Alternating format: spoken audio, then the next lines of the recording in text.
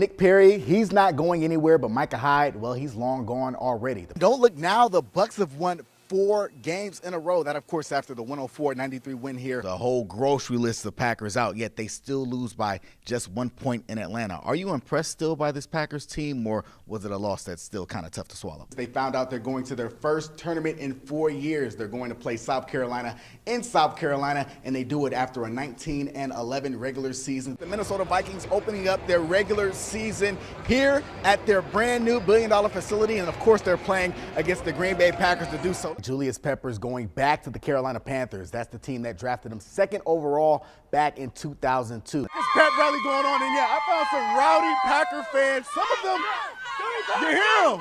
I know you hear them out there.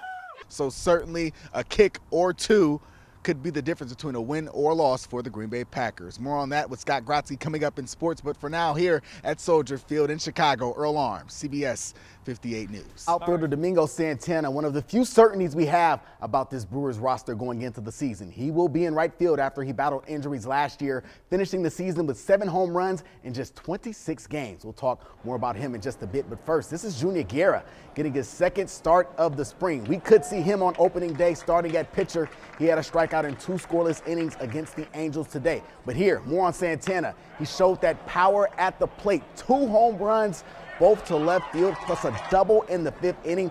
There is a second 3 RBI for Santana as the Brewers still up on the Angels. 5-4 your score in the bottom of the 7th inning. The Badgers, they can't win the Big Ten regular season title, but they can end the regular season with the win. They got Minnesota at home on Sunday. Now, NFL Combine workouts underway for the offensive lineman, meaning tackle Ryan Ramczyk, getting a chance to show how strong he is at the Combine. He had 25 reps on the bench press, 14 among offensive linemen. He wasn't the only Badger in action today, though. Corey Clement, he was there for the running backs, too. We've been so used to the Bucks getting beaten lately. It's refreshing to see them actually up on a team, especially a team like the Clippers, among the best in the Western Conference. They're 5th, but the Bucks, they're still on the outside of the playoff picture looking in the East. But don't tell that to Matthew Dellavedova.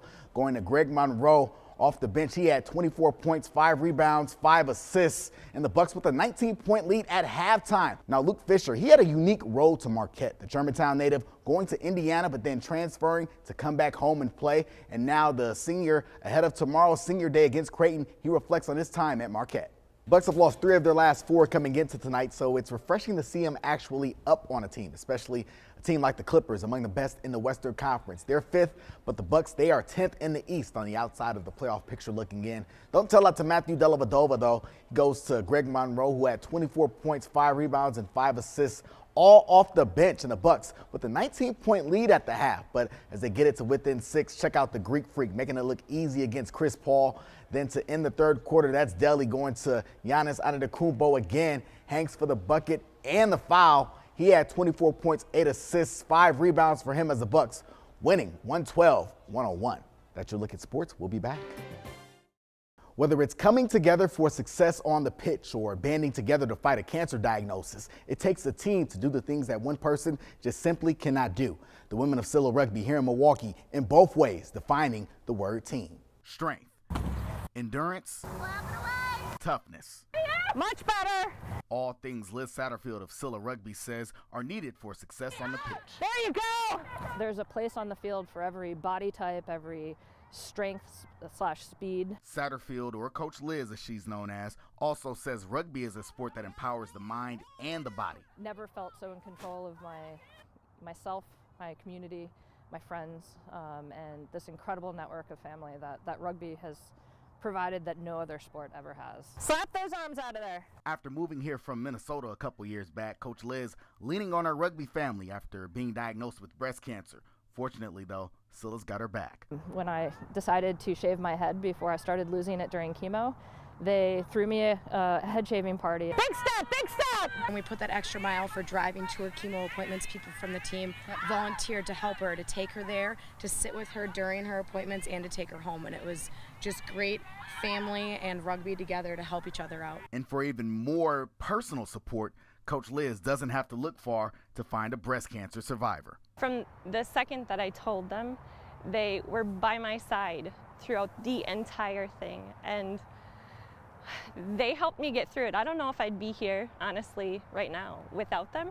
and without their support. Nice fight, Sarah. Since 2002, Scylla has been around to show the women of Milwaukee rugby and support when they need it the most. Support Coach Liz is forever grateful for. It's amazing how you can travel throughout the country and the world, and through rugby, people find a sense of home. It is the universal part of this incredible sport. Coach Liz and Scylla Rugby continuing their season in hopes of some success on the pitch as well as off. They'll participate in the Midwest Rugby Championships in Illinois. That's coming up in May.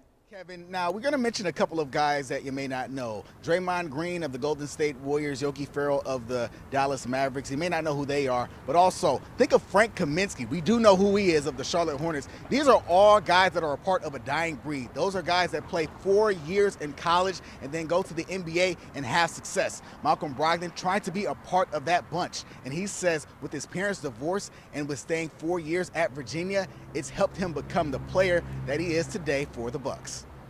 I think every 4-year guy has a stigma on him. In Malcolm Brogdon's case, we're talking 5 years. That's because he sat his sophomore season out with a foot injury, meaning he'd have to do without basketball. He says it made him grow up fast. That was sort of a turning point in my life, and it forced me to deal with things that I hadn't dealt with before. Those are things that forced me to mature. 100%. That's exactly the stigma. Bucks general manager John Hammond even admitted that scouts sometimes look over 4-year guys because of the idea they'd already be in the pros if they were ready.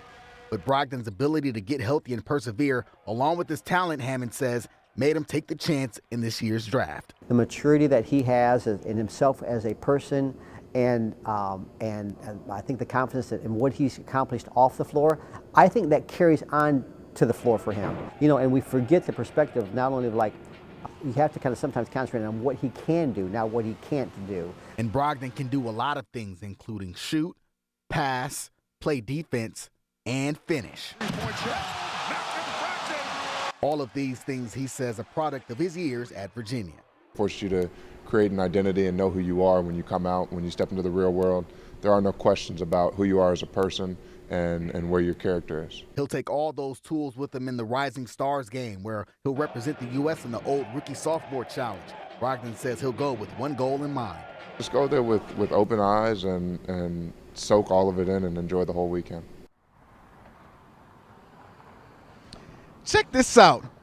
Who dat? Yeah, I know this is the New Orleans Saints rallying cry, but best believe Malcolm Brogdon letting a lot of folks in the NBA know exactly who he is, including Kenny Smith, Charles Barkley. They each had raving words about the rookie. Find out what they said on our website, CBS58.com. For now, though, here in New Orleans, Louisiana, Earl Arms, CBS 58 Sports. Cleanup behind me is underway as the Marquette Golden Eagles upset Villanova right here at the BMO Harris Bradley Center, 74-72. The fans storming the court after, what you said could be the biggest regular season win in the history of Marquette basketball. But yes, you mentioned Kalen Reinhardt too. 19 points, none bigger than the final 5. That's because he hit the big 3 to tie the game, but then also hit the 2 big free throws to put Marquette ahead and put them ahead to stay. They were able to hold off a final layup attempt by Villanova. And yes, Marquette down 17 points at one point, end up outscoring the Wildcats by 17 in the second half. And yes, they get the 2-point win. And yes, Marquette,